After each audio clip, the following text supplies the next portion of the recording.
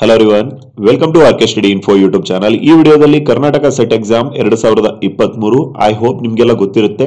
Date schedule ಆಗಿದೆ. ಎಕ್ಸಾಮ್ದು ದಿನಾಂಕ ಇದೇ ಮಂತ್ ಜನವರಿ 13ನೇ ತಾರೀಕಿಗೆ ನಿಮ್ಮ ಪರೀಕ್ಷೆ ನಡೆಯೋಕೆ ಹೋಗ್ತಾ ಇದೆ. ಈ ವಿಡಿಯೋದಲ್ಲಿ ಈ ಪೇಪರ್ 1ಗೆ ಸಂಬಂಧಪಟ್ಟಂಗೆ ಪತ್ರಿಕೆ 1 ಜನರಲ್ ಪೇಪರ್ ಏನಿದೆ ಅದಕ್ಕೆ ಸಂಬಂಧಪಟ್ಟಂಗೆ ಕಮ್ಯುನಿಕೇಶನ್ ಅಂತ ಏನು ಯೂನಿಟ್ ಬರುತ್ತೆ ಅದರಲ್ಲಿ ಇದು 4ನೇ ವಿಡಿಯೋ ಆಗಿರುತ್ತೆ. ಅಂಡ್ ಇದು ತುಂಬಾ ಇಂಪಾರ್ಟೆಂಟ್ ವಿಡಿಯೋ ಆಗಿರುತ್ತೆ ಆಸ್ಪಿರೆಂಟ್ಸ್. ತುಂಬಾ ಇಂಪಾರ್ಟೆಂಟ್ ಯಾಕಂತ ಹೇಳಿ ನೋಡೋದಾದ್ರೆ, ನಿಮಗೆ ಕಮ್ಯುನಿಕೇಶನ್ ಅಲ್ಲಿ ಏನ್ ಕೇಳ್ತಾರೋ ಬಿಡ್ತಾರೋ ಗೊತ್ತಿಲ್ಲ. ಈ ಒಂದು ಪರ್ಟಿಕ್ಯುಲರ್ ಸೆಷನ್ ನಲ್ಲಿ ನಡೆಯುವಂತಹ ಟಾಪಿಕ್ ನ ಮಾತ್ರ ಖಂಡಿತ ಟಾರ್ಗೆಟ್ ಮಾಡಿ ಕೇಳಲಾಗುತ್ತೆ. ನಿಮಗೆ ಇಲ್ಲಿಂದ 4 to ಅಟ್ಲೀಸ್ಟ್ ಒಂದು 6 ಮಾರ್ಕ್ಸ್ ನಿಮಗೆ ಇಲ್ಲಿಂದ ಕವರ್ ಆಗುತ್ತೆ ಅಂತ ಹೇಳ್ತಾ ಈ ಒಂದು ಸೆಷನ್ ನಿಮಗೆ ತುಂಬಾ ಇಂಪಾರ್ಟೆಂಟ್ ಆಗುತ್ತೆ. ಸರಿನಾ? Let's begin aspirants.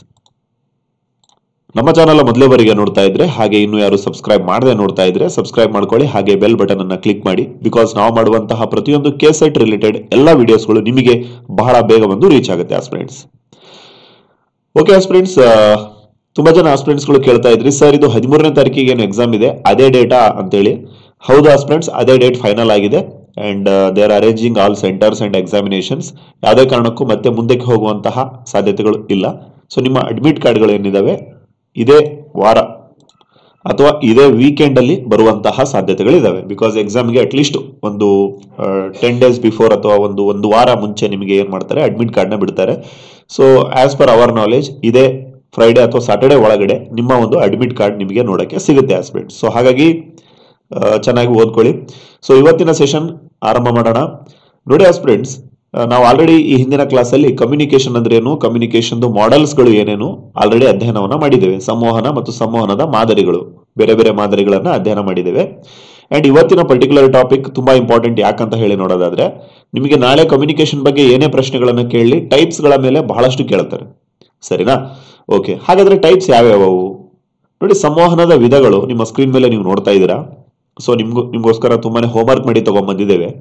ಸೊ ಆಯ್ತಾ, ಈ ವಿಡಿಯೋಗೆ ಒಂದು ಲೈಕ್ ಕೊಡಿ, ಹಾಗೆ ಯಾರ್ಯಾರು ನಿಮ್ಮ ಸ್ನೇಹಿತರು ಕೆಸೆಟ್ಗೆ ತಯಾರಿಯನ್ನು ನಡೆಸ್ತಾ ಇದ್ದಾರೆ ಸೊ ಅವರಿಗೂ ಸಹ ಶೇರ್ ಮಾಡಿ ಅಂತ ಹೇಳ್ತಾ. ಓಕೆ ಆಸ್ಪಿರೆಂಟ್ಸ್, ನೋಡಿ ಸಂವಹನದ ವಿಧಗಳು. ಟೋಟಲ್ ಆಗಿ ಸಂವಹನವನ್ನ 3 ಭಾಗವಾಗಿ ನಾವು ಡಿವೈಡ್ ಮಾಡ್ತೇವೆ. And the session will be in the bilanguage, Kannada ಮತ್ತು ಇಂಗ್ಲಿಷ್ 2 ಭಾಷೆಯಲ್ಲಿ ನಿಮಗೆ ಎಟ್ ಎ ಟೈಮ್ ಹೇಳುವಂತ ಪ್ರಯತ್ನ ಆಗುತ್ತೆ. ಸೊ ದಟ್ ಎಲ್ಲ ಮೀಡಿಯಂ ಅಭ್ಯರ್ಥಿಗಳಿಗೆ ಈಸಿಯಾಗಿ ಅರ್ಥ ಆಗುತ್ತೆ. ಓಕೆ, ಸಂವಹನದ ವಿಧಗಳು ನೋಡಿ. ಸಂವಹನವನ್ನ ಟೋಟಲ್ ಆಗಿ 3 ಮುಖ್ಯ ಭಾಗಗಳಾಗಿ ನಾವು ಡಿವೈಡ್ ಮಾಡ್ತೇವೆ. ಎಷ್ಟು ಭಾಗಗಳಾಗಿ? 3 ಮುಖ್ಯ ಭಾಗಗಳಾಗಿ ನಾವೇನ್ ಮಾಡ್ತೇವೆ, ಡಿವೈಡ್ ಅನ್ನು ಮಾಡ್ತೇವೆ.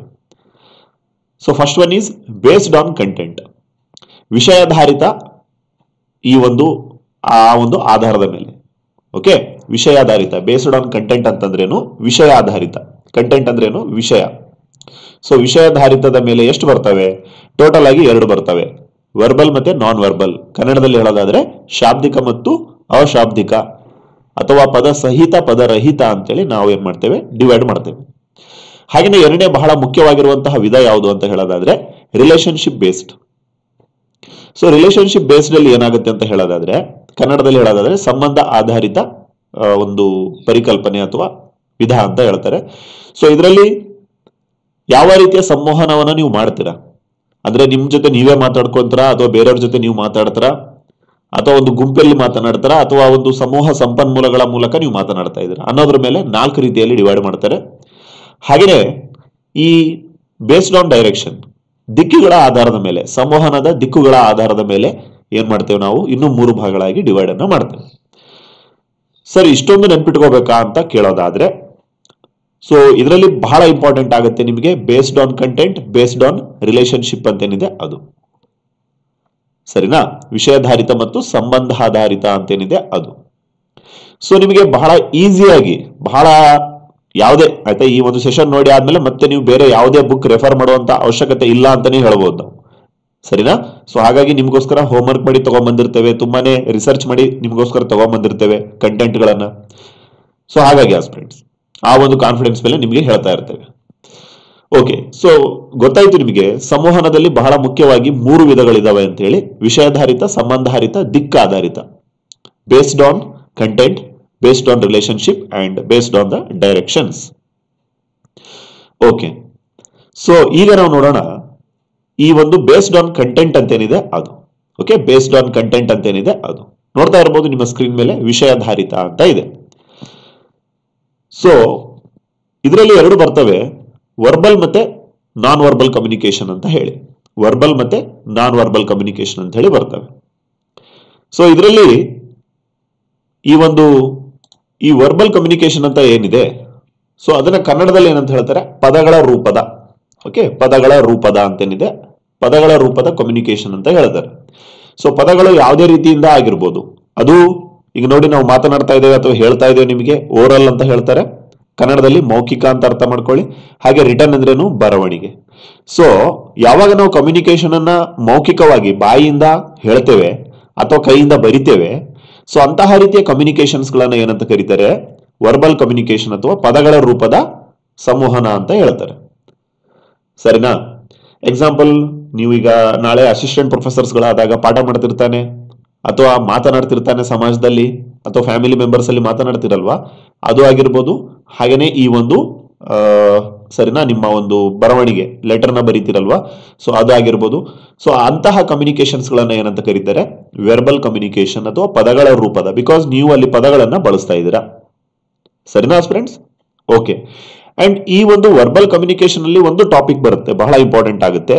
ಏನಂತ ಹೇಳಿ ನೋಡೋದಾದ್ರೆ, ನೋಡಿ, ನಾವು ಮಾತನಾಡ್ತಾ ಇರುವಾಗ ಟೋನ್ ಆಗಿರ್ಬೋದು, ಓಕೆ, ಟೋನ್ ಆಗಿರ್ಬೋದು, ರಿದಮ್ ಅಂತ ಹೇಳ್ತಾರೆ, ಓಕೆ, ರಿದಮ್ ಆಗಿರ್ಬೋದು, ಅಥವಾ ಈ ಫೀಲಿಂಗ್ಸ್ ಗಳನ್ನ ಎಕ್ಸ್ಪ್ರೆಷನ್ ಮಾಡೋದಾಗಿರ್ಬೋದು, ಕ್ಲಾರಿಟಿ ಅಂತ ಹೇಳ್ತಾರಲ್ವಾ, ಅದಾಗಿರ್ಬೋದು. ಸೊ ಇದನ್ನ ನಾವು ಅಂದ್ರೆ ಧ್ವನಿಯಲ್ಲಿ ಏರಿಳಿತ ಮಾಡ್ತಾ ಇರ್ತೀವಿ ತಾನೆ? ಹೌದು. ಸೊ ಧ್ವನಿಯಲ್ಲಿ ಏರಿಳಿತ ಏನ್ ಮಾಡ್ತೀವಲ್ವಾ, ಸೊ ಅದನ್ನ ಹೆಸರಲ್ಲೇ ಕರೀತಾರೆ, ಅದನ್ನ ಪ್ಯಾರಾ ಲ್ಯಾಂಗ್ವೇಜ್ ಅಂತ ಹೇಳಿ ಕರೀತಾರೆ.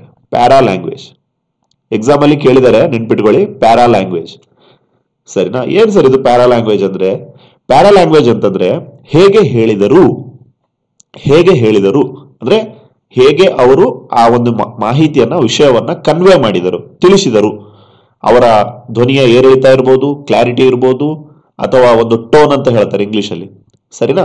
ಸೊ ಇವೆಲ್ಲವನ್ನ ಒಟ್ಟಾಗಿ ಏನಂತ ಕರೀತಾರೆ, ಪ್ಯಾರಾ ಲ್ಯಾಂಗ್ವೇಜ್ ಅಂತ ಹೇಳಿ ಕರೀತಾರೆ. ಸರ್ ಇದನ್ನ ಯಾಕೆ ನಮ್ಗೆ ಹೇಳ್ತಾ ಇದ್ದೀರಾ ಅಂತಂದ್ರೆ, ನೋಡಿ, ವೆರ್ಬಲ್ ಕಮ್ಯುನಿಕೇಶನ್ ಅಲ್ಲಿ ಇದೊಂದು ಕಾನ್ಸೆಪ್ಟ್. ಇದು ವೆರ್ಬಲ್ ಕಮ್ಯುನಿಕೇಶನ್ ಅಲ್ಲಿ, ಪದಗಳ ರೂಪದ ಕಮ್ಯುನಿಕೇಶನ್ ಅಲ್ಲಿ ಇದೊಂದು ಕಾನ್ಸೆಪ್ಟ್ ಇದು. ಸರ್ ಎಕ್ಸಾಮ್ ಅಲ್ಲಿ ಕೇಳಿದಾರ? ಹೌದು, ಕೇಳಿದ್ದಾರೆ. ಓಕೆ. ಸೊ ಗೊತ್ತಾಯ್ತು ನಿಮಗೆ. ಯಾವಾಗ ನಾವು ಬಾಯಿಯ ಮೂಲಕ ಅಥವಾ ಓರಲ್ ಅಂತ ಹೇಳ್ತಾರೆ, ಹಾಗೆ ರಿಟರ್ನ್ ಮೂಲಕ ಕಮ್ಯುನಿಕೇಶನ್ ಮಾಡ್ತೇವೆ, ಸೊ ಅದನ್ನ ಏನಂತ ಹೇಳ್ತಾರೆ, ವೆರ್ಬಲ್ ಕಮ್ಯುನಿಕೇಶನ್ ಅಂತ ಹೇಳ್ತಾರೆ. ಸೊ ಈಗ ನಾವು ನೋಡೋಣ, ಈ ಕಂಟೆಂಟ್ ಬೇಸ್ಡ್ ಅಲ್ಲಿ ಎರಡನೇ ಕಮ್ಯುನಿಕೇಶನ್ ಅನ್ನ ನೋಡೋಣ. ಯಾವ್ದದು? ಈ ವರ್ಡ್ಲೆಸ್ ಕಮ್ಯುನಿಕೇಶನ್ ಅಂತ ಹೇಳ್ತಾರೆ. ವರ್ಡ್ಲೆಸ್ ಕಮ್ಯುನಿಕೇಶನ್ ಅಂತ ಹೇಳ್ತಾರೆ, ಪದರಹಿತ. ನೋಡಿ, ನಾವು ಮೇಲೆ ವರ್ಬಲ್ ಕಮ್ಯುನಿಕೇಶನ್ ಅನ್ನ ಪದಗಳ ರೂಪದ ಅಂತ ಹೇಳಿದೀವಿ ಕನ್ನಡದಲ್ಲಿ. ಸೊ ನಾನ್ ವರ್ಬಲ್ ಕಮ್ಯುನಿಕೇಶನ್ ಅನ್ನ ಅಶಾಬ್ದಿಕ ಅಂತ ನಿಮ್ಗೆ ಗೊತ್ತಾಗ್ಲಿಲ್ಲ ಅಂತಂದ್ರೆ ಪದರಹಿತ ಅಂತ ನೆನ್ಪಿಟ್ಕೊಳ್ಳಿ, ವರ್ಡ್ಲೆಸ್. ಸರಿನಾ? ವರ್ಡ್ಲೆಸ್ ಅಂತಂದ್ರೇನು, ಇಲ್ಲಿ ಪದಗಳನ್ನೇ ನಾವು ಬಳಸೋದಿಲ್ಲ ಜಾಸ್ತಿ. ಹಾಗಾದ್ರೆ ಏನ್ ಬಳಸ್ತೇವೆ ಸರ್, ಯಾವ ಮೂಲಕ ಕಮ್ಯುನಿಕೇಶನ್ ಮಾಡ್ತೇವೆ ಅಂತ ಹೇಳೋದಾದ್ರೆ, ನಿಮ್ಮ ಸ್ಕ್ರೀನ್ ಮೇಲೆ ಇದೆ ನೋಡಿ, ನಾವೇನ್ ಮಾಡ್ತೇವೆ ಅಂತೆ, ಈ ಕೆಲವೊಂದು ಆಯ್ತಾ, ನಾವು ಮೆಸೇಜ್ ಅನ್ನ ಸೆಂಡ್ ಮಾಡೋದಾಗಿರ್ಬೋದು, ರಿಸೀವ್ ಮಾಡೋದಾಗಿರ್ಬೋದು, ವರ್ಡ್ಗಳ ಉಪಯೋಗ ಇಲ್ಲದೇನೆ ನಾವು ಮಾಡ್ತೇವೆ. ಹಾಗಾದ್ರೆ ಯಾವ್ಯಾವ ತರ ಮಾಡ್ತೇವೆ? ಸೊ ಕೆಲವೊಂದು ಕಾನ್ಸೆಪ್ಟ್ಸ್ ಗಳು ಬರ್ತವೆ, ಅರ್ಥ ಮಾಡಿಸ್ತಾ ಹೋಗ್ತೇವೆ. Many areas. So non verbal communication ಅಲ್ಲಿ ಬಹಳಷ್ಟು ಏರಿಯಾಗಳು ಬರ್ತವೆ. ಎಷ್ಟು ಏರಿಯಾಗಳು ಬರ್ತವೆ? 8. ಸರ್ ಇಷ್ಟು ನೆನ್ಪಿಟ್ಕೋಬೇಕಾ? ಖಂಡಿತವಾಗಿಯೂ ನೆನ್ಪಿಟ್ಕೊಳ್ಳೇಬೇಕು. ಸರ್ ಇಷ್ಟು ನೆನ್ಪಿಟ್ಕೊಳ್ಳೋದು ಕಷ್ಟ ಅಲ್ವಾ? ಬಹಳ ಸಿಂಪಲ್ ಆಗಿ ಹೇಳ್ತೇವೆ, ಡೋಂಟ್ ವರಿ. ಸರಿನಾ? ಬಹಳ ಸಿಂಪಲ್ ಆಗಿ ಸ್ಟ್ರಾಟಜಿಕ್ ಆಗಿ ಹೇಳುವಂತ ಪ್ರಯತ್ನ ಆಗಿರುತ್ತೆ. ಸೊ ನಾವೀಗ ಸ್ಟಡಿ ಮಾಡ್ತಾ ಇದೀವಿ ಪದರಹಿತ, ಅಶಾಬ್ದಿಕ ಅಥವಾ ನಾನ್ ವರ್ಬಲ್ ಕಮ್ಯುನಿಕೇಶನ್. ಗೊತ್ತಾಯ್ತು ನಿಮ್ಗೆ ಏನಂತ ಹೇಳಿ. ನಾನ್ ವರ್ಬಲ್ ಅಂತಂದ್ರೆ ಪದಗಳನ್ನೇ ನಾವಿಲ್ಲಿ ಬಳಸೋದಿಲ್ಲ, ಆದ್ರೂ ಕಮ್ಯುನಿಕೇಶನ್ ಮಾಡ್ತೇವೆ. ಹಾಗಾದ್ರೆ ಯಾವ ತರ ಸಾಧ್ಯ ಅದು? ನೋಡಿ, ಮೆನಿ ಏರಿಯಾಸ್ ನಿಮ್ಗೆ ಹೇಳ್ತಾ ಇದ್ವಿ, 8 ರೀತಿಯ ಭಾಗಗಳು ಬರ್ತವೆ ಅಂತ ಹೇಳಿ. ಸೊ ಪ್ರಾಕ್ಸಿಮಿಕ್ಸ್ ಅಂತ ಹೇಳ್ತಾರೆ. ಮೊಟ್ಟ ಮೊದಲನೇದೇನು? ಪ್ರಾಕ್ಸಿಮಿಕ್ಸ್. ಏನ್ ಸರ್ ಇದು ಪ್ರಾಕ್ಸಿಮಿಕ್ಸ್ ಅಂತಂದ್ರೆ? ದೂರದ ಆಧಾರದ ಮೇಲೆ ಸಂವಹನವನ್ನ ಮಾಡುತ್ತೇವೆ, ದೂರದ ಆಧಾರದ ಮೇಲೆ ಸಂವಹನವನ್ನ ಅಳಿತೇವೆ. ಎಕ್ಸಾಂಪಲ್, ಈಗ ನೋಡಿ, ನೀವು ನಿಮ್ಮ ಕ್ಲೋಸ್ ಫ್ರೆಂಡ್ ಇರ್ತಾರೆ ಅಂತ ಅನ್ಕೊಳ್ಳಿ. ಸೊ ಯಾವ ತರ ಮಾತಾಡ್ತೀರಾ? ಬಹಳ ಹತ್ರ ಕುತ್ಕೊಂಡು ಮಾತಾಡ್ತಿರ್ತಾನೆ, ಅಂದ್ರೆ ಹತ್ರ ಇರುವಾಗ. ಸರಿನಾ? ಅವ್ರ ಹೆಗಲ್ ಮೇಲೆ ಹೆಗಲು ಕೈ ಇಟ್ಕೊಂಡು ಮಾತನಾಡ್ತಿರ್ತಾನೆ. ಎಸ್, ಅದಾಗಿರ್ಬೋದು. ಅಥವಾ ನೀವು ಯಾರೋ ಒಬ್ಬ ವ್ಯಕ್ತಿ ಜೊತೆ ನೀವು ಅಥವಾ ರೋಡಲ್ಲಿ ಹೋಗ್ತಾ ಇರ್ತಾರ, ನಿಮ್ಗೆ ಒಂದು ಡೈರೆಕ್ಷನ್ ಅವ್ರು ಕೇಳ್ತಾರೆ, ಸರ್ ಇದು ಎಲ್ಲಿ ಬರುತ್ತೆ ಮೇಡಮ್, ಇದು ಎಲ್ಲಿ ಬರುತ್ತೆ ಅಂತ ಹೇಳಿ. ಸೊ ಅದು ಸೋಷಿಯಲ್ ಆಗಿರುತ್ತೆ. ಹಾಗೇನೆ ಪಬ್ಲಿಕ್ ಅಲ್ಲಿ ನೀವು ಮಾತನಾಡ್ತೀರಾ, ಅಂದ್ರೆ ಯಾವ್ದೋ ಒಂದು ಪ್ರೋಗ್ರಾಮ್ ಅಲ್ಲಿ ನೀವು ಎಲ್ಲರನ್ನು ಉದ್ದೇಶಿಸಿ ಮಾತನಾಡ್ತಾ ಇರ್ತೀರಾ. ಸೊ ಅಂತಹ ರೀತಿಯ ಕಮ್ಯುನಿಕೇಶನ್ಸ್ ಗಳೆಲ್ಲ ದೂರದ ಆಧಾರದ ಮೇಲೆ ನಾವು ಅಳಿತೇವೆ. ನಿಮ್ಮ ಸ್ನೇಹಿತರ ಜೊತೆ ನೀವು ಮಾತನಾಡ್ತಾ ಇರುವಾಗ ನೀವು ಏನ್ ಮಾಡಲ್ಲ, ಜಾಸ್ತಿ ಡಿಸ್ಟೆನ್ಸ್ ಅನ್ನ ಮೇಂಟೈನ್ ಮಾಡಲ್ಲ, ಆಯ್ತಾ. 0 to 5 ಈ ಒಂದು ಮೀಟರ್ ಒಳಗಡೆನೆ, ಅಂದ್ರೆ 1 ಮೀಟರ್ಗಿಂತ ಕಮ್ಮಿ ಡಿಸ್ಟೆನ್ಸ್ ಅಲ್ಲಿ ನೀವು ಮಾತನಾಡ್ತಿರಲ್ವಾ, ಅದನ್ನೇನಂತ ಹೇಳ್ತಾರೆ, ಇಂಟಿಮೇಟ್. ಓಕೆ, ಇಂಟಿಮೇಟ್ ಕಮ್ಯುನಿಕೇಶನ್ ಅಂತ ಹೇಳ್ತಾರೆ. ಸರಿನಾ? ಓಕೆ. ಹಾಗೇನೆ ಸಾಮಾಜಿಕ ಅಥವಾ ಸೋಷಿಯಲ್ ಕಮ್ಯುನಿಕೇಶನ್ ಅಂತಂದ್ರೆ ಏನ್ ಸರ್? ಅಟ್ಲೀಸ್ಟ್ 1 ಮೀಟರ್ ದೂರದಿಂದ ನೀವು ಮಾತನಾಡ್ತೀರಿ ಎದುರಿಗಿರುವಂತ ವ್ಯಕ್ತಿ ಜೊತೆ.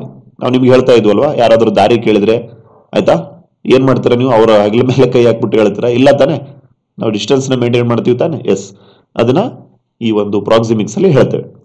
ಹಾಗೇನೆ ಈ ಒಂದು ಪಬ್ಲಿಕ್ ಕಮ್ಯುನಿಕೇಶನ್ ಅಂತಂದ್ರೆ ನಿಮ್ಗೆ ಗೊತ್ತಾಯ್ತು, ಸ್ಟೇಜ್ ಮೇಲೆ ನೀವೇ ಜೋರಾಗಿ ಮಾತಾಡ್ತೀರಾ, ಜನ ಎಲ್ಲ ಕೇಳಿಸ್ಕೊಳ್ತಾರಲ್ವಾ, ಆಡಿಯನ್ಸ್ ಎಲ್ಲ. ಎಸ್.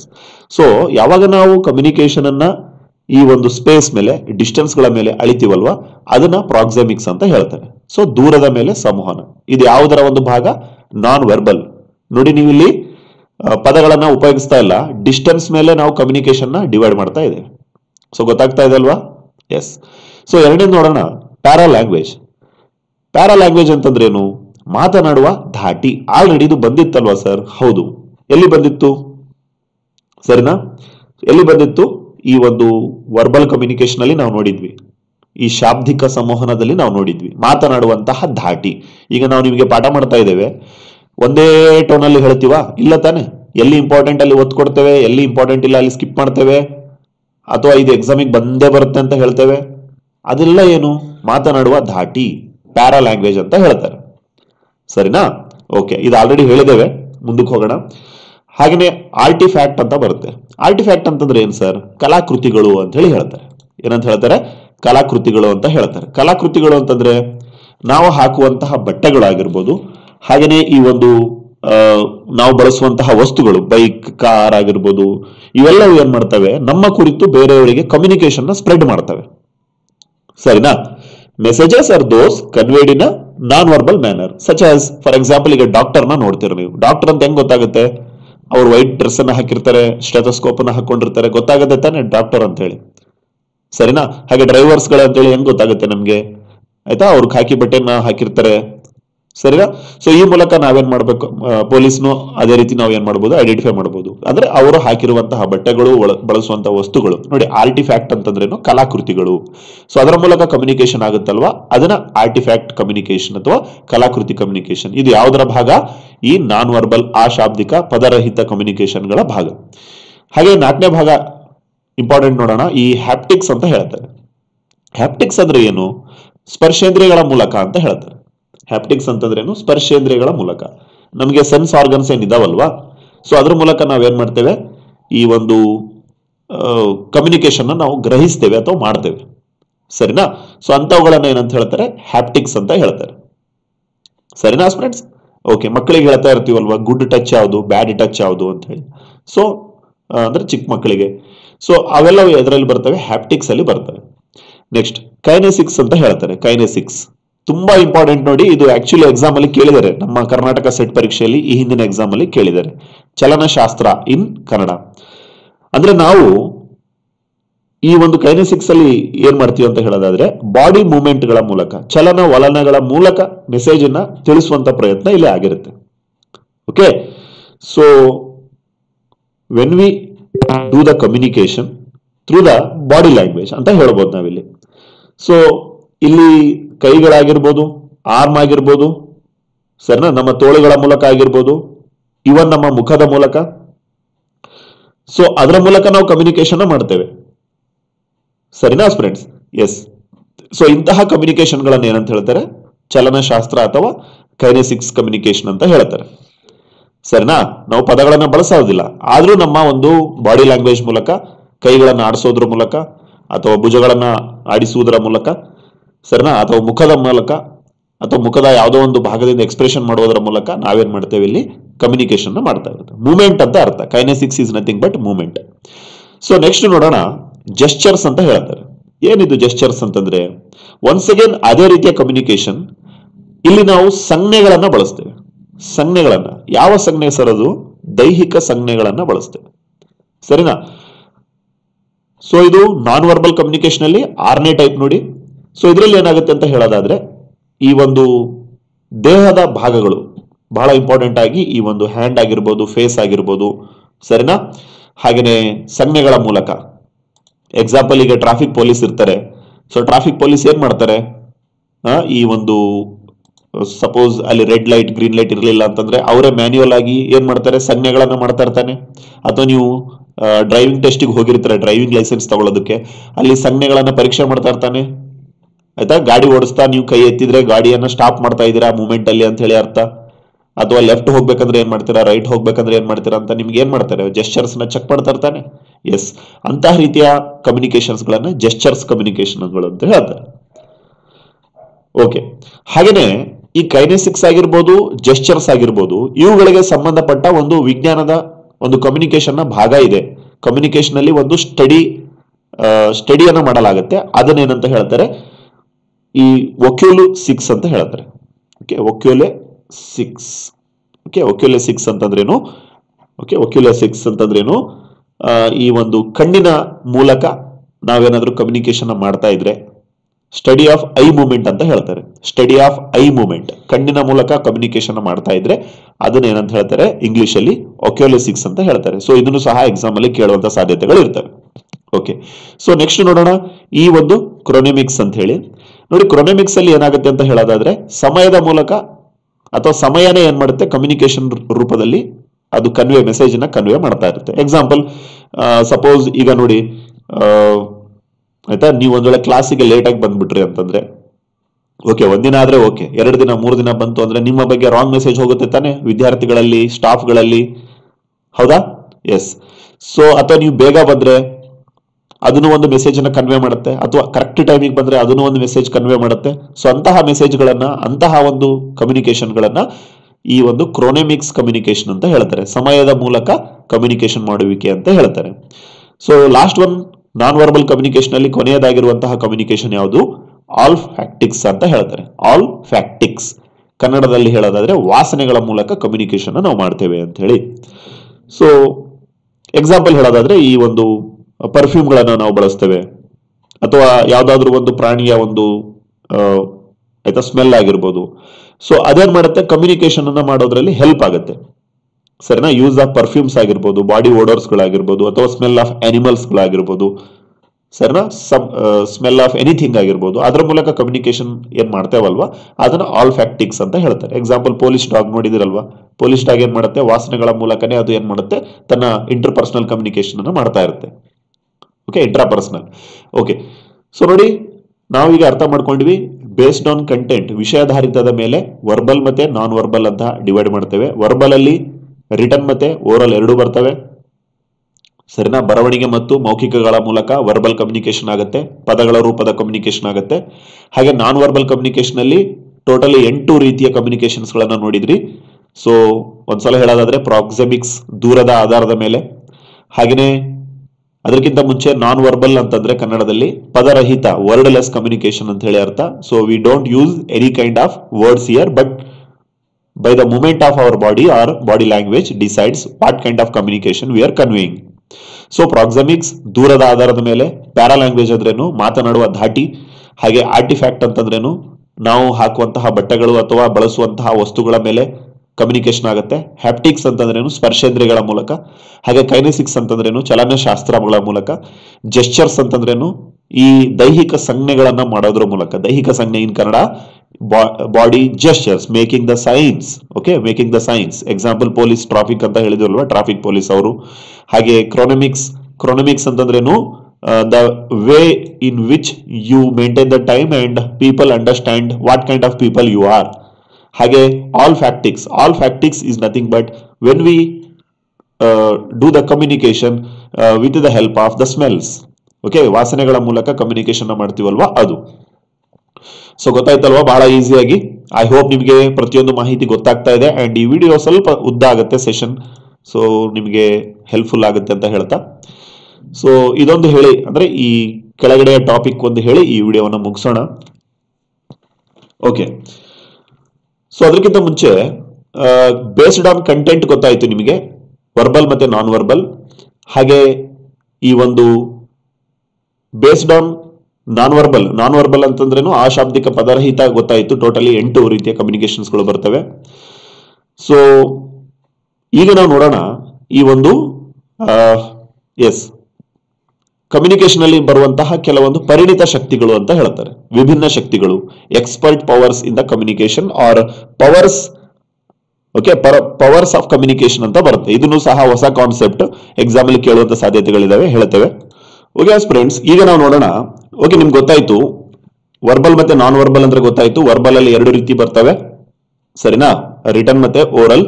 ಹಾಗೆ ನಾನ್ ವರ್ಬಲ್ ಅಲ್ಲಿ 8 ರೀತಿಯ ಈ ಒಂದು ದೈಹಿಕ ಸಂಜ್ಞೆಗಳ ಮೂಲಕ ನಾವೇನ್ ಮಾಡ್ತೇವೆ, ಕಮ್ಯುನಿಕೇಶನ್ ಮಾಡ್ತೇವೆ ಅಂತ ಗೊತ್ತಾಯ್ತು. ಈಗ ನಾವು ನೋಡೋಣ relationship based on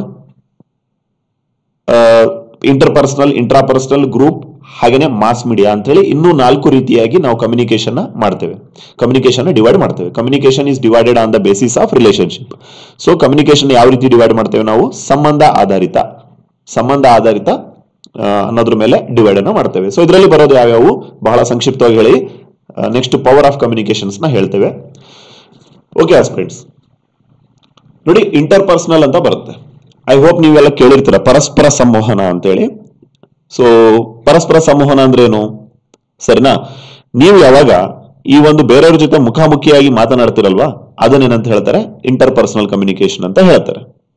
okay, between 2 or more people through the verbal ಅಥವಾ ನಾನ್ ವರ್ಬಲ್. ನೋಡಿ, ಇಂಟರ್ಪರ್ಸನಲ್ ಏನಾಗಿರ್ಬೋದು, ಅದು ಮೌಖಿಕ ಆದ್ರೂ ಆಗಿರ್ಬೋದು, ಅಮೌಖಿಕ ಆದ್ರೂ ಆಗಿರ್ಬೋದು. ಅರ್ಥ ಮಾಡ್ಕೊಳ್ಳಿ, ಎಕ್ಸಾಮ್ ಅಲ್ಲಿ ಕೇಳ್ತಾರೆ.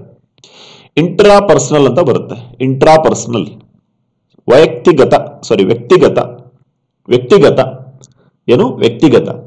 ವ್ಯಕ್ತಿಗತ ಅಂತಂದ್ರೇನು? ನೀವು ನಿಮ್ ಜೊತೆನೆ ಮಾತಾಡ್ತಿರಲ್ವಾ ಮನಸ್ಸಲ್ಲಿ, ಅದು. ಎಕ್ಸಾಂಪಲ್ ಪ್ರೇಯರ್ ಮಾಡೋದಾಗಿರ್ಬೋದು, ಎಕ್ಸಾಮ್ ಅಲ್ಲಿ ಪಾಯಿಂಟ್ಸ್ ಗಳನ್ನ ನೆನ್ಪು ಮಾಡ್ಕೊಳ್ಳೋದಾಗಿರ್ಬೋದು, ಅವೆಲ್ಲವೇನು? ವ್ಯಕ್ತಿಗತ, ಇಂಟ್ರಾಪರ್ಸನಲ್ ಅಂತ ಹೇಳ್ತಾರೆ. ಗ್ರೂಪ್ ಕಮ್ಯುನಿಕೇಶನ್ ಅಂದ್ರೆ ಗುಂಪಿನಲ್ಲಿ ನೀವು ಕಮ್ಯುನಿಕೇಶನ್ ಮಾಡ್ತಿರಲ್ವಾ, ಅದು. ಹಾಗೆ ಮಾಸ್ ಮೀಡಿಯಾ ಕಮ್ಯುನಿಕೇಶನ್. ನೋಡಿ, group communication, mass media communication separate ಆಗಿ ಹೇಳ್ತೇವೆ, ಸರಿನಾ? ಬಟ್ ತುಂಬಾ ದೊಡ್ಡದಿದೆ ಅದು. ಸೊ ಸಪರೇಟ್ ಆಗಿ ಮಾಸ್ ಕಮ್ಯುನಿಕೇಶನ್ ಸಪರೇಟ್ ಆಗಿ ಹೇಳ್ತೇವೆ. ಬಟ್ ಒಂದು ಅರ್ಥ ಮಾಡ್ಕೊಳ್ಳಿ, ರಿಲೇಶನ್ಶಿಪ್ ಬೇಸ್ಡ್ ಮೇಲೆ ಕಮ್ಯುನಿಕೇಶನ್ಸ್ ಗಳನ್ನ 4 ರೀತಿಯಲ್ಲಿ ನಾವು ಡಿವೈಡ್ ಮಾಡ್ತೇವೆ. ಇಂಟರ್ಪರ್ಸನಲ್ ಅಂದ್ರೆ ವೈಯಕ್ತಿಕವಾಗಿ ಮುಖಾಮುಖಿಯಾಗಿ ನಾವು ಮಾತನಾಡ್ತೀವಲ್ವಾ, ಅದು. ಇಂಟ್ರಾಪರ್ಸನಲ್ ಅಂತಂದ್ರೇನು? ನಮ್ಮ ಜೊತೆ ನಾವೇ ಮಾತನಾಡ್ಕೊಳ್ಳೋದು, ಸರಿನಾ? ದೇವರಿಗೆ ಪ್ರೇಯರ್ ಮಾಡೋದಾಗಿರ್ಬೋದು, ಅಥವಾ ಎಕ್ಸಾಮ್ ಅಲ್ಲಿ ಪಾಯಿಂಟ್ಸ್ ಗಳನ್ನ ನೆನ್ಪು ಮಾಡ್ಕೊಳ್ಳೋದಾಗಿರ್ಬೋದು, ಸರಿನಾ? ಎಸ್, ಇವೆಲ್ಲವುಗಳನ್ನ ಏನಂತ ಹೇಳ್ತಾರೆ? ಅಥವಾ ಮೆಡಿಟೇಟ್, ಧ್ಯಾನ ಮಾಡೋದಾಗಿರ್ಬೋದು, ಇವುಗಳನ್ನೆಲ್ಲ ಇಂಟ್ರಾಪರ್ಸನಲ್ ಅಂತ ಹೇಳ್ತಾರೆ. ಗ್ರೂಪ್ ಕಮ್ಯುನಿಕೇಶನ್ ಅಂದ್ರೆ ನಿಮ್ಗೆ ಗೊತ್ತಾಗುತ್ತೆ, ಒಂದು ದೊಡ್ಡ ಗುಂಪಿನಲ್ಲಿ ನೀವು ಸಂವಹನವನ್ನ ಮಾಡ್ತೀರಾ, ಎಲ್ಲರನ್ನ ಕೇಳ್ತೀರಾ, ಹಾಗೆ ನಿಮ್ಮ ಅಭಿಪ್ರಾಯವನ್ನು ವ್ಯಕ್ತಪಡಿಸ್ತೀರಾ. ಮಾಸ್ ಕಮ್ಯುನಿಕೇಶನ್ ಅಂತಂದ್ರೆ ಈಗ ನಾವು ಮಾಡ್ತಾ ಇದೀವಲ್ವಾ, ಅದು ಸಂವಹನ. ಅಂದ್ರೆ ಮಾತನಾಡುವಂತ ವ್ಯಕ್ತಿ ಒಬ್ರು ಇರ್ತಾರೆ, ಬಟ್ ಕೇಳುವಂತ ಜನ ಏನಿರ್ತಾರೆ, ತುಂಬಾ ಜನ ಇರ್ತಾರಲ್ವಾ, ಅಂತಹ ಒಂದು ಕಮ್ಯುನಿಕೇಶನ್ ಅಂತ ಹೇಳ್ತಾರೆ. ಓಕೆ, ಸೊ ಈ ಒಂದು ಫಸ್ಟ್ ಒನ್ ಇದೆ ಅಲ್ವಾ, ಅಂದ್ರೆ ರಿಲೇಶನ್ಶಿಪ್ ಬೇಸ್ಡ್ ಸಂಬಂಧಹರಿತ ಕಮ್ಯುನಿಕೇಶನ್ ಏನಿದೆ ಅಲ್ವಾ, ಅದರಲ್ಲಿ ಫಸ್ಟ್ ಒನ್ ಇಂಟರ್ಪರ್ಸನಲ್ ಅಂತ ಏನಿದೆ ಅಲ್ಲ, ಆ ಒಂದು ಇಂಟರ್ಪರ್ಸನಲ್ ಅಲ್ಲಿ 3 ರೀತಿಯ ಸ್ಟೇಜಸ್ಗಳು ಬರ್ತವೆ. ಎಕ್ಸಾಮ್ ಅಲ್ಲಿ ಕೇಳ್ತಾರೆ. ಈ ಇಂಟರ್ಪರ್ಸನಲ್ ಕಮ್ಯುನಿಕೇಶನ್ ಅಂತ ಏನಿದೆ, ಇದರಲ್ಲಿ 3 ರೀತಿಯ ಸ್ಟೇಜಸ್ಗಳು ಬರ್ತವೆ. ಓಕೆ ಫ್ರೆಂಡ್ಸ್, ನಿಮ್ಗೆ ಗೊತ್ತಾಯ್ತು. ಈಗ ಈ ಒಂದು classification based on the content ಅಲ್ಲಿ ರಿಲೇಶನ್ಶಿಪ್ ಬೇಸ್ಡ್ ಕಮ್ಯುನಿಕೇಶನ್ ನಾವು ನೋಡ್ತಾ ಇದ್ವಿ. ಸೊ ರಿಲೇಶನ್ಶಿಪ್ ಅಲ್ಲಿ ಬರ್ತಾ ಇರೋದು ಫಸ್ಟ್ ಒನ್ ಯಾವುದು? ಇಂಟರ್ಪರ್ಸನಲ್. ಸೊ ಇಂಟರ್ಪರ್ಸನಲ್ ಬಹಳ ಇಂಪಾರ್ಟೆಂಟ್ ಅಂತ ಹೇಳಿದ್ವಿ, ಬಿಕಾಸ್ ಅದರಲ್ಲಿ 3 ಹಂತಗಳು ಬರ್ತವೆ ಇಂಟರ್ಪರ್ಸನಲ್ ಅಲ್ಲಿ. ಸೊ ಇಂಟರ್ಪರ್ಸನಲ್ ಅಂತಂದ್ರೆ ಏನು, ಒನ್ಸ್ ಅಗೇನ್ ನಾವು ನಿಮ್ಗೆ ಹೇಳ್ತಾ ಇದ್ದೇವೆ, ಈ ಒಂದು ನಾವು ಬೇರೆಯವ್ರ ಜೊತೆ ನಾವು ಮಾತನಾಡ್ತೀವಲ್ವಾ, ಆ ಒಂದು ಬೇಸ್ ಮೇಲೆ ಕಮ್ಯುನಿಕೇಶನ್ ಡಿವೈಡ್ ಮಾಡ್ತೇವೆ. ಸೊ ಇದರಲ್ಲಿ 3 ಹಂತಗಳು ಬರ್ತವೆ ಅಂತ ಗೊತ್ತಾಯ್ತು ನಿಮಗೆ. ಮೊದಲನೇದಾಗಿ ಫ್ಯಾಟಿಕ್. ಓಕೆ, ಫ್ಯಾಟಿಕ್ ಅಂದ್ರೇನು? ಸಣ್ಣ ಚರ್ಚೆ ಅಂತ ಹೇಳಿ ಅರ್ಥ ಕನ್ನಡದಲ್ಲಿ, ಸರಿನಾ? In English we can say that hi hello ಅಂತ ಹೇಳ್ತಿರಲ್ವಾ, ಅದು, ಸರಿನಾ? ಓಕೆ, ಫಾರ್ ಎಕ್ಸಾಂಪಲ್ ನೀವು ಹೊಸದಾಗಿ ಅಪಾಯಿಂಟ್ಮೆಂಟ್ ಆಗಿರ್ತೀರಾ, ಅಥವಾ ಯಾವ್ದಾದ್ರು ಒಂದು ಶಾಲೆಗೆ ಹೋಗಿರ್ತೀರಾ, ಕಾಲೇಜಿಗೆ ಹೋಗಿರ್ತೀರಾ, ಸರಿನಾ? ಅಲ್ಲಿ ಕೊಲೀಗ್ಸ್ ಜೊತೆ, ಮಕ್ಕಳ ಜೊತೆ ಎಲ್ಲ ಓಪನ್ ಆಗಿ ಹೇಳ್ತೀರಾ ಒಂದೇ ಸಲಕ್ಕೆ, ಇಲ್ಲ ತಾನೆ? ಎಸ್, ಹಾಯ್ ಹಲ್ಲೋ ಅಂತ ಹೇಳ್ತಿರ್ತಾನೆ. ಎಸ್, ಸೊ ಅಂತಹ ಕಮ್ಯುನಿಕೇಶನ್ಸ್ ಗಳನ್ನ ಫ್ಯಾಟಿಕ್ ಕಮ್ಯುನಿಕೇಶನ್ ಅಂತ ಹೇಳ್ತಾರೆ ಇಂಗ್ಲಿಷ್ ಅಲ್ಲಿ. ಕನ್ನಡದಲ್ಲಿ ಸಣ್ಣ ಚರ್ಚೆಯ ಪರಸ್ಪರ ಸಂವಹನ ಅಂತ ಹೇಳ್ತಾರೆ. ಪರ್ಸನಲ್ ಕಮ್ಯುನಿಕೇಶನ್ ಅಂತಂದ್ರೇನು? ವೈಯಕ್ತಿಕ ಚರ್ಚೆ. ನೀವು ಹೋಗಿರುವಂತ ಶಾಲೆ ಅಥವಾ ನಿಮ್ಮ ಕೊಲೀಗ್ಸ್ ಆತ್ಮೀಯರಾದ್ರು, ನಿಮ್ಮ ಜೊತೆ ಚೆನ್ನಾಗಾದ್ರು ಅಂತಂದ್ರೆ ನೀವೇನ್ ಮಾಡ್ತಾರ? ವೈಯಕ್ತಿಕವಾಗಿ ಮಾತನಾಡ್ತಿರ್ತಾನೆ. ಇವತ್ತು ಬೆಳಗ್ಗೆ ನೀವು ಯಾಕೆ ಲೇಟ್ ಆಯ್ತು, ಅಥವಾ ನಿನ್ನೆ ಏನ್ ಮಾಡಿದ್ರಿ, ಅಥವಾ ಮೊನ್ನೆ ಮ್ಯಾಚ್ ನೋಡಿದ್ರಾ, ಅಥವಾ ಎಕ್ಸಾಮ್ ಯಾವ್ದು ಬರೆದ್ರಿ, ಅದನ್ನೆಲ್ಲ ಡಿಸ್ಕಸ್ ಮಾಡ್ತಿರ್ತಾನೆ. ಎಸ್, ಅದನ್ನ ಪರ್ಸನಲ್ ಕಮ್ಯುನಿಕೇಶನ್ ಅಂತ ಹೇಳ್ತಾರೆ. ಇಂಟಿಮೇಟ್ ಅಂತಂದ್ರೇನು? ಈ ವೈಯಕ್ತಿಕ ಇನ್ನೂ ಡೀಪ್ ಆಗಿ ನಿಮ್ಮ ಫ್ರೆಂಡ್ಶಿಪ್ ಬಿಲ್ಡ್ ಆಯ್ತು ಅಂದ್ರೆ, ಆತ್ಮೀಯತೆ ಬಿಲ್ಡ್ ಆಯ್ತು ಅಂತಂದ್ರೆ, that is called intimate relationship, inter personal communication ಅಂತ ಹೇಳ್ತಾರೆ. ಆತ್ಮೀಯತೆ, ಪರಸ್ಪರ ಸಂವಹನ ಅಂತ ಹೇಳ್ತಾರೆ ನೋಡಿ.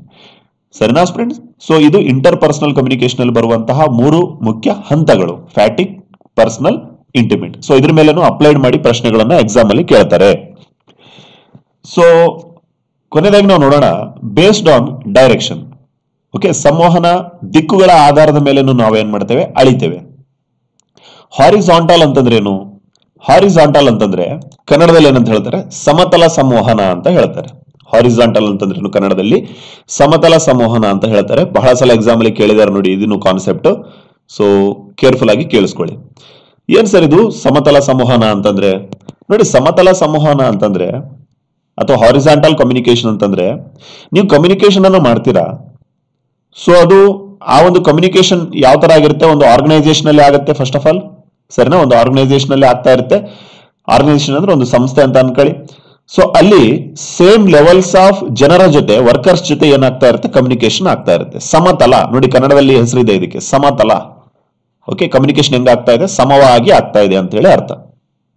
ಸರಿನಾ? ಓಕೆ, ಸರಿನಾ? ಅಂದ್ರೆ ಸೇಮ್ ರ್ಯಾಂಕಿನ ವ್ಯಕ್ತಿಗಳ ಜೊತೆ ಸೇಮ್ ರ್ಯಾಂಕಿನ ವ್ಯಕ್ತಿಗಳು ಮಾತನಾಡ್ತಾ ಇದ್ದಾರೆ ಅಂತ ಹೇಳಿ ಅರ್ಥ. ಸಮತಲ, horizontal communication is nothing but the communication which takes place between the workers of the same level ಅಂತ ಹೇಳಿ ಅರ್ಥ. ಓಕೆ, ವೆರ್ಟಿಕಲ್ ಕಮ್ಯುನಿಕೇಶನ್ ಅಂದ್ರೆ ಏನು? ಇದಕ್ಕೆ ಅಪೋಸಿಟ್ ಅಂತ ಹೇಳಿ ಅರ್ಥ, ಅಥವಾ ಕನ್ನಡದಲ್ಲಿ ಲಂಬರೇಖೀಯ ಸಂವಹನ ಅಂತ ಹೇಳ್ತಾರೆ. ಓಕೆ, ಲಂಬರೇಖೀಯ ಸಂವಹನ ಅಂತ ಹೇಳ್ತಾರೆ, ವೆರ್ಟಿಕಲ್. ಸರಿನಾ? ವೆರ್ಟಿಕಲ್. ಸೊ ವೆರ್ಟಿಕಲ್ ಕಮ್ಯುನಿಕೇಶನ್ ಅಲ್ಲಿ ಏನಾಗುತ್ತೆ ಸರ್, ಇದರಲ್ಲಿ ವರ್ಕರ್ಸ್ ಏನ್ ಮಾಡ್ತಾರೆ, ಓಕೆ, ತಮ್ಮ ಲೆವೆಲ್ ನ ಬಿಟ್ಟು ಬೇರೆ ಬೇರೆ ಲೆವೆಲ್ಸ್ ಗಳ ವ್ಯಕ್ತಿಗಳ ಜೊತೆ, ನೀವು ಡಿಫರೆಂಟ್ ಲೆವೆಲ್ಸ್ ವ್ಯಕ್ತಿಗಳ ಜೊತೆ ನೀವೇನ್ ಮಾಡ್ತೀರಾ, ಆ ಒಂದು ಆರ್ಗನೈಸೇಷನ್ ಅಲ್ಲಿ ನೀವು ಮಾತನಾಡ್ತಾ ಇರ್ತೀರಾ ಅಥವಾ ಕಮ್ಯುನಿಕೇಶನ್ ಮಾಡ್ತೀರಾ. ಅಂತಹ ರೀತಿಯ ಕಮ್ಯುನಿಕೇಶನ್ಸ್ ಗಳನ್ನ ಲಂಬರೇಖೀಯ ಸಂವಹನ ಅಥವಾ ವೆರ್ಟಿಕಲ್ ಕಮ್ಯುನಿಕೇಶನ್ ಅಂತ ಹೇಳ್ತಾರೆ. ಸರಿನಾ? ಓಕೆ, ಫಾರ್ ಎಕ್ಸಾಂಪಲ್ ಬಾಸ್ ಇರ್ತಾರೆ, ಅವ್ರೇನ್ ಮಾಡ್ತಾರೆ, ನಾರ್ಮಲ್ ಎಂಪ್ಲಾಯ್ ಜೊತೆ ಮಾತಾಡ್ತಾರೆ. ಸೊ ಅದನ್ನ ನಾವೇನಂತ ಹೇಳ್ಬೋದು, ಲಂಬರೇಖೀಯ ಕಮ್ಯುನಿಕೇಶನ್ ಅಂತ ಹೇಳ್ಬೋದು.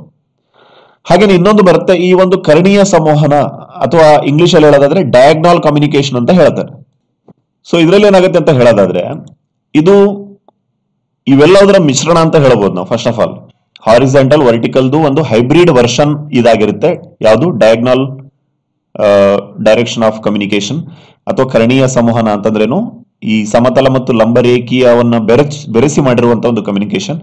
ಸೊ ಇದರಲ್ಲಿ ಬೇರೆ ಬೇರೆ ಡಿಪಾರ್ಟ್ಮೆಂಟ್ಗಳ ವ್ಯಕ್ತಿಗಳು ಇರ್ರೆಸ್ಪೆಕ್ಟಿವ್ ಆಫ್ ಅವರ ರ್ಯಾಂಕ್ ಆಗಿರ್ಬೋದು, ಪ್ರತಿಯೊಂದನ್ನ ಸರಿನಾ, ಅದನ್ನ ತೂಕ ಮಾಡ್ಲಾರ್ದು ಏನ್ ಮಾಡ್ತಾರೆ, ತಮ್ಮ ಒಂದು ಕೆಲಸ ಆಗೋಕ್ಕೋಸ್ಕರ ಏನ್ ಮಾಡ್ತಾರೆ, ಕಮ್ಯುನಿಕೇಶನ್ ಅನ್ನ ಮಾಡ್ತಾ ಇರ್ತಾರೆ. Okay, the diagonal communication involves staff members from different department interact with the each other regardless their reporting relationship. For example ಒಬ್ಬ ಸಾಫ್ಟ್ವೇರ್ ಇಂಜಿನಿಯರ್ ಇದ್ದಾರೆ ಅಥವಾ ವ್ಯಕ್ತಿ ಇದ್ದಾರೆ ಅಂತಂದ್ರೆ ಅವರು ಸಂಪೂರ್ಣವಾಗಿ ಬೇರೆ ಒಂದು ಫೀಲ್ಡ್ ವ್ಯಕ್ತಿ ಜೊತೆ ಮಾತಾಡ್ತಾರಲ್ವಾ, ಸೊ ಅವುಗಳನ್ನೇ ಡಯಾಗ್ನಲ್ ಕಮ್ಯುನಿಕೇಶನ್ ಅಂತ ಹೇಳ್ತಾರೆ. ಸೊ ಐ ಹೋಪ್ ನಿಮಗೆ ಗೊತ್ತಾಗಿದೆ ಹಾರಿಜಾಂಟಲ್ ಸಮತಲ, ವೆರ್ಟಿಕಲ್ ಲಂಬರೇಖೀಯ, ಡಯಾಗ್ನಲ್ ಕರ್ಣೀಯ ಸಂವಹನ ಏನು ಅಂತ ಹೇಳಿ. ಸೊ ಇವೆಲ್ಲ ಯಾವುದರ ಒಂದು ಭಾಗಗಳು ಈ ಒಂದು ನಿಮ್ಮ ಈ ಒಂದು ದಿಕ್ಕಾಧಾರಿತ ಅಂತೇನಿದೆ ಆ ಒಂದು communication based on direction communication ಮೇಲೆ ಬರ್ತಾವೆ ನೋಡಿ. ಸೊ ಈಗ ನಾವು ನೋಡೋಣ ಕೊನೆಯದಾಗಿ ಸಂವಹನದ ವಿಭಿನ್ನ ಶಕ್ತಿಗಳು. ಸೊ ಪರಿಣಿತ ಶಕ್ತಿ, expert power, referent power, information power, legitimate power, ಹಾಗೆ ರಿವಾರ್ಡ್ ಪವರ್ ಮತ್ತೆ ಕೋ ಎರಿಸಿವ್ ಪವರ್ ಅಂತ ಹೇಳಿ ಬರ್ತವೆ. ಸೊ ಆಯ್ತಾ, ಈ ವಿಡಿಯೋ ಸ್ವಲ್ಪ ಸೆಷನ್ ಲಾಂಗ್ ಆಗಿದೆ, ಇದನ್ನ ನೆಕ್ಸ್ಟ್ ಕ್ಲಾಸ್ ಅಲ್ಲಿ ನಿಮಗೆ ಹೇಳ್ತೇವೆ ಅಂತ ಹೇಳ್ತಾ ನೋಡಿ. ಎಕ್ಸಾಮ್ಗಳು once again we want to repeat, ಅದೇ ಡೇಟಿಗೆ ನಡೀತವೆ, ಯಾವುದೇ ರೀತಿಯ ಚೇಂಜಸ್ಗಳು ನೋಡೋದಕ್ಕೆ ಸಿಗ್ತಾ ಇಲ್ಲ. ಸರಿನಾ? ಅಂಡ್ ಇದನ್ನ ಯಾವ ಬೇಸ್ ಮೇಲೆ ಹೇಳ್ತಾ ಇದೀವಿ ಅಂತ ಹೇಳೋದಾದ್ರೆ, ತುಂಬಾ ಎಕ್ಸಾಮ್ಸ್ಗಳು, ಇತ್ತೀಚಿನ ಎಕ್ಸಾಮ್ಸ್ಗಳು ಏನು ಶೆಡ್ಯೂಲ್ ಆಗಿದೆ, ಐ ಥಿಂಕ್ ಬೇರೆ ಬೇರೆ ಎಕ್ಸಾಮ್ಸ್ಗಳು ಶೆಡ್ಯೂಲ್ ಆಗಿದೆ ಬೇರೆ ಬೇರೆ ಡಿಪಾರ್ಟ್ಮೆಂಟ್ದು. ಪರ್ಟಿಕ್ಯುಲರ್ಲಿ 13ನೇ ತಾರೀಕನ್ನ ಅವರು ಬುಕ್ ಮಾಡಿಲ್ಲ. ಸರಿನಾ? 13ನೇ ತಾರೀಕಿಗೆ ಬೇರೆ ಡಿಪಾರ್ಟ್ಮೆಂಟ್ ಅವರು ಕೊಲ್ಯಾಬ್ ಮಾಡಿಲ್ಲ. ಐ ಥಿಂಕ್ ಮಾಹಿತಿ ಹೋಗಿರುತ್ತೆ ಬೇರೆ ಬೇರೆ ಡಿಪಾರ್ಟ್ಮೆಂಟ್ಗೆ. ಈ 13ನೇ ತಾರೀಕು, ಓಕೆ, ಜನವರಿ 13ನೇ ತಾರೀಕು ಕೆಸೆಟ್ ಎಕ್ಸಾಮ್ ಇದೆ. ಸೊ ಅವತ್ತು ಬೇರೆ ಎಕ್ಸಾಮ್ ನಡೆಸೋದಿಲ್ಲ ಅಂತ ಹೇಳಿ ಅದೊಂದು ಬೇಸ್ ಮೇಲೆ. ಹಾಗೇನೆ ಎಕ್ಸಾಮ್ಗೆ ಕೆಲವೇ ದಿನಗಳು ಬ್ಯಾಲೆನ್ಸ್ ಇದಾವೆ, ನಿಮಗೂ ಗೊತ್ತು. ಸೊ ಹಾಗಾಗಿ ಸರಿನಾ, ಸಡನ್ ಆಗಿ ಯಾವುದೇ ರೀತಿಯ ಅಪ್ಡೇಟ್ ಅನ್ನ ಕೆಇಎ ಮಾಡೋದಿಲ್ಲ. They are seriously working on the KSET exam. So ಚೆನ್ನಾಗಿ ಓದ್ಕೊಳ್ಳಿ, ಅದೊಂದೇ ನಿಮಗೆ ಹೇಳುವಂತಹ ಒಂದು ವಿಷಯ. ಬಿಕಾಸ್ ಸರಿನಾ, 2024 ಏನು ವರ್ಷ ಇದೆ ನಿಮಗೆ ಅಸಿಸ್ಟೆಂಟ್ ಪ್ರೊಫೆಸರ್ಸ್ ಹುದ್ದೆಗಳ ನೇಮಕಾತಿಯನ್ನ ಮಾಡ್ತಾರೆ. ಬಿಕಾಸ್ ಎಲ್ಲ ಕಾಲೇಜ್ಗಳಲ್ಲಿ ಯೂನಿವರ್ಸಿಟೀಸ್ಗಳಲ್ಲಿ ಅಸಿಸ್ಟೆಂಟ್ ಪ್ರೊಫೆಸರ್ಸ್ಗಳ ಕೊರತೆ ಇದಾವೆ. ಸದ್ಯಕ್ಕೆ ಏನು ತಗೊಂಡಿದ್ದಾರೆ ಲಾಸ್ಟ್ ಇಯರ್ 2021 ಅಲ್ಲಿ ನೋಟಿಫಿಕೇಶನ್ ಆಗಿ, ಆಯ್ತಾ, ಈ ಮೊನ್ನೆ ರೀಸೆಂಟ್ ಆಗಿ ಅಪಾಯಿಂಟ್ಮೆಂಟ್ ಅನ್ನು ಆಗಿದ್ದಾರೆ. ಅದಾದ್ರೂ ಇನ್ನೂ ಸಿಕ್ಕಾಪಟ್ಟೆ ಹುದ್ದೆಗಳು ಖಾಲಿ ಇದಾವೆ, ಎಸ್ಪೆಷಲಿ ಯೂನಿವರ್ಸಿಟಿ ಲೆವೆಲ್ ಅಲ್ಲಿ. ಸರಿನಾ? ಸೊ ಸರ್ಕಾರದ ಮೇಲೇನೂ ಒಂದು ಒತ್ತಡ ಇದೆ. ಅನೇಕ ಒಂದು ಯೂನಿವರ್ಸಿಟೀಸ್ಗಳಲ್ಲಿ ಗೆಸ್ಟ್ ಫ್ಯಾಕಲ್ಟೀಸ್ಗಳಿಂದನೇ ಕೆಲಸ ತಗೊಳ್ತಾ ಇರೋದ್ರಿಂದ, ಸರಿನಾ, ಪರ್ಮನೆಂಟ್ ವೇಕೆನ್ಸೀಸ್ ಗಳನ್ನ ತುಂಬಿಕೊಳ್ಳೋದ್ರಲ್ಲಿ ಹೋಮ್ವರ್ಕ್ ನಡೀತಾ ಇದೆ. ಸೊ ಕೆಸೆಟ್ ನ ನೀವು ಪಾಸ್ ಮಾಡ್ಕೊಂಡ್ರೆ, ಕ್ವಾಲಿಫೈ ಮಾಡ್ಕೊಂಡ್ರೆ, ಆಯ್ತಾ, ಡೈರೆಕ್ಟ್ ಆಗಿ ನೀವು ಏನ್ ಮಾಡಬಹುದು, ಆ ಒಂದು ಪರೀಕ್ಷೆಗೆ ತಯಾರಿಯನ್ನ ನಡೆಸಬಹುದು. ಏನ್ ತಯಾರಿ ನಡೆಸ್ಬೇಕು ಸರ್, ಏನಿರುತ್ತೆ ಸಬ್ಜೆಕ್ಟ್ ಅಂತ ಹೇಳೋದಾದ್ರೆ, ನಿಮ್ ಸಬ್ಜೆಕ್ಟ್ ನ ಚೆನ್ನಾಗಿ ಓದ್ಕೊಳ್ಳಿ. ಒಂದು GK ಪೇಪರ್ ಎಕ್ಸ್ಟ್ರಾ ಆಡ್ ಆಗುತ್ತೆ ಅಷ್ಟೇ. ಸರಿನಾ? ಸೊ ನಿಮ್ ಸಬ್ಜೆಕ್ಟ್ ಅಲ್ಲಿ ನೀವು ಚೆನ್ನಾಗಿ ಪಾಂಡಿತ್ಯವನ್ನ ಸಾಧಿಸ್ರಿ, ನಿಮ್ಮ PG ಸಬ್ಜೆಕ್ಟ್ ಏನಿರುತ್ತಲ್ವಾ ಅದರಲ್ಲಿ.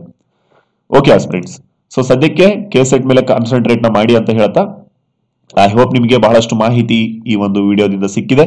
Thank you for listening. ನಿಮಗೆಲ್ಲ ಒಳ್ಳೇದಾಗ್ಲಿ. God bless you all.